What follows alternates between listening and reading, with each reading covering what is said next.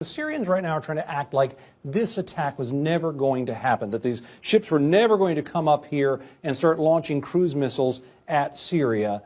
But they're also getting ready for just that thing. And one of the things that has happened along that front is that these Russian ships have arrived here. Why does this latest ship make such a difference? Yeah, they brought in an electronic reconnaissance platform, state-of-the-art. It's got the variety of sensors. It's got the ability to monitor the electronics, the communications.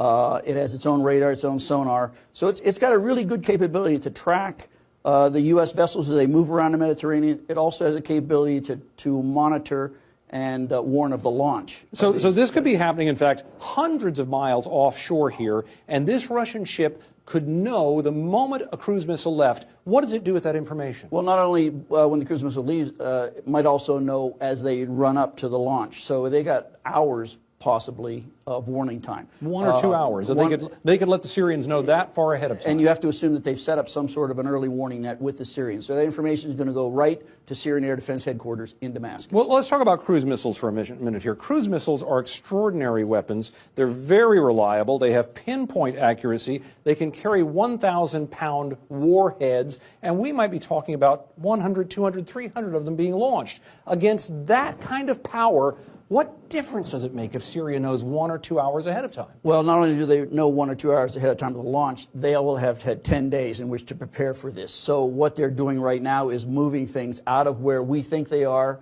hoping that we will not detect the movement of where they're going. So they're hoping that those missiles are going to be striking empty targets. Now, the Syrians have been moving their high-value assets, the Scuds, the chemical weapons launchers, aircraft, command and control, and they've also been moving a lot of their security and intelligence assets out of their offices and into school buildings. So into civilian targets that are going to be very hard for us to hit.